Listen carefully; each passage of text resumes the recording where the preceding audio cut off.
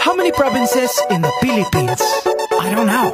How many? Believe it or not, 81. Abra, Kalinga, Aurora, Laguna, Maguindanao, Ifugao, Isabela, Aklan and Basilan, Sulu, Biliran, Leyte, Cagayan, Bulacan and Palawan, Batanes, Batangas, Bohol, Guimaras, Agusan del Norte, Agusan del Sur, Capiz, Cavite, Bataan, Masbate, Ilocos Norte, Ilocos Sur, Tarlac, Tawi-Tawi, Cebu, Sarangani, Camarines Norte, Sorsogon, Cumbres de la Valley, Quezon, Zambales, Camarines Sur and Bukidnon, Zamboanga, Sibugay and Del Sur, Albay, Zamboanga del Norte din. There's Pampanga, Nueva Ecija, Nueva Vizcaya and Camiguin. These are the Philippine provinces. Every Pinoy in the world comes from one of them. Mabuhay! These are the Philippine provinces. There are 7,107 islands.